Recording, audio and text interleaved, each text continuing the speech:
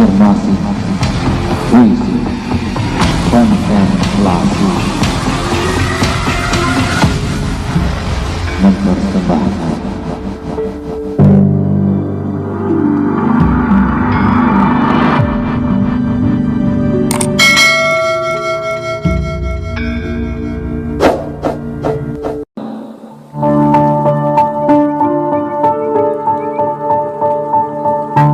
selamat datang di Segitiga Dialog.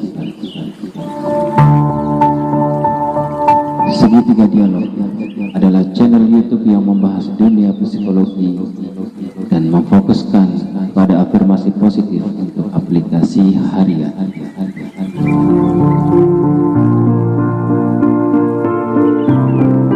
Kami percaya bahwa dengan mempraktikkan afirmasi positif, kita dapat meningkatkan kualitas hidup dan meraih kebahagiaan.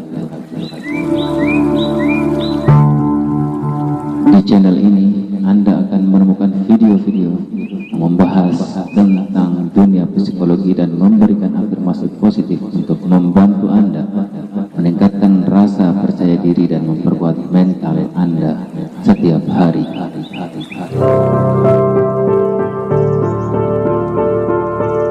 Renungan-renungan hidup yang membangun, dan sesekali kami juga akan menyisipkan puisi dan kata-kata indah dalam video. Gabung sekarang dan dapatkan sumber inspirasi dan dukungan untuk hidup lebih baik.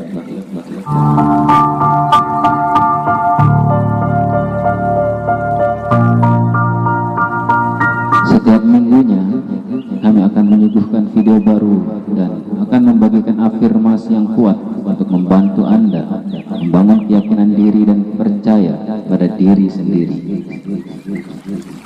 Jadilah bagian dari komunitas kami dan rasakan peningkatan positivitas dan energi setiap hari. Bersiaplah untuk memperkuat diri dan meraih kebahagiaan dengan afirmasi yang saya bagikan.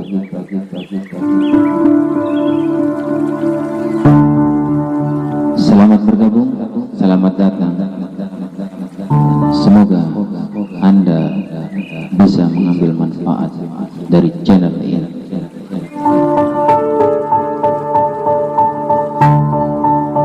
Segitiga adalah konsep keseimbangan.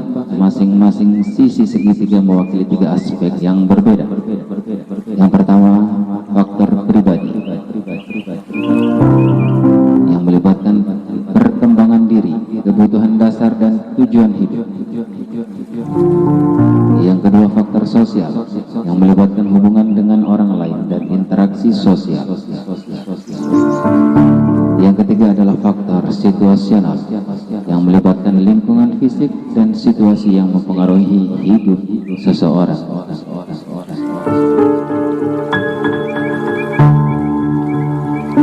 Tiga faktor ini harus seimbang, karena saat salah satu tidak cukup seimbang, berbagai masalah akan muncul, dan ini akan bersama-sama kita selesaikan di sini.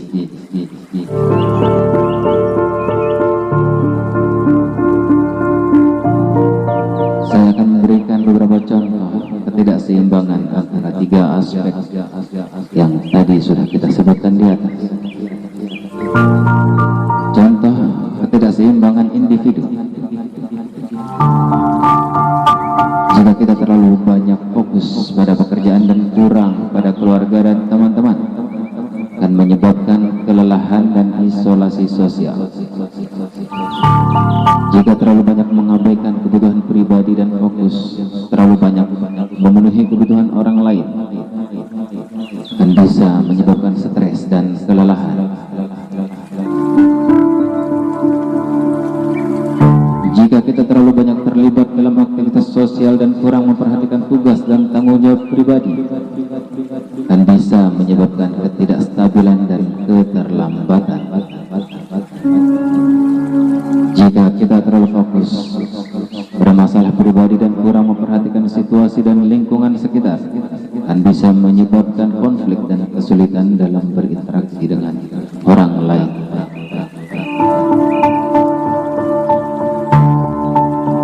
Contoh ketidakseimbangan sosial. Jika kita kurang terlibat dalam aktivitas sosial dan tidak memiliki banyak teman, akan bisa menyebabkan isolasi dan kesepian. Jika terlalu banyak terlibat dalam aktivitas sosial dan kurang memperhatikan tugas dan tanggung jawab pribadi, akan bisa menyebabkan ketidakstabilan dan keterlambatan. Jika terlalu banyak membandingkan diri dengan orang lain dan kurang merasa puas dengan diri sendiri, akan bisa menyebabkan perasaan rendah diri dan kurang percaya diri. Terlalu banyak memenuhi kebutuhan dan harapan orang lain dan kurang memperhatikan kebutuhan diri sendiri akan menyebabkan stres dan kelelahan. Contoh ketidakseimbangan situasional. Jika terlalu banyak menghadapi situasi stres dan kurang memperhatikan kebutuhan untuk beristirahat dan meresapi, menghayati, akan bisa menyebabkan kelelahan dan stres. Jika terlalu banyak menghadapi situasi yang membosankan dan kurang memperhatikan kebutuhan untuk beraktivitas dan berkembang, akan bisa menyebabkan rasa tidak puas dan bosan. Jika terlalu banyak menghadapi situasi yang menantang dan kurang memperhatikan kebutuhan untuk mengatasi situasi dan memecahkan masalah dengan cara yang efektif, akan bisa menyebabkan rasa stres dan tekanan. Jika terlalu banyak menghadapi situasi yang tidak aman dan kurang memperhatikan keamanan dan kesehatan diri sendiri, akan bisa menyebabkan rasa tidak aman dan cemas.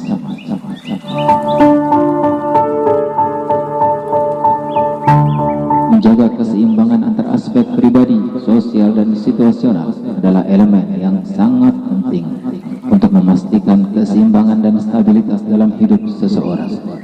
Jika salah satu aspek tidak seimbang, maka keseimbangan keseluruhan akan terganggu dan dapat menyebabkan konflik dan ketidaknyamanan dalam hidup. Oleh karena itu, penting untuk memastikan bahwa masing-masing aspek dalam hidup diterima dan dikembangkan dengan seimbang untuk memastikan harmoni dan kesejahteraan yang optimal. Akhirnya, semoga channel ini bisa bermanfaat, bisa membantu kita semua untuk hidup lebih optimal, untuk hidup lebih berkembang, untuk hidup lebih positif, dan untuk hidup lebih seimbang. Salam segitiga dialog.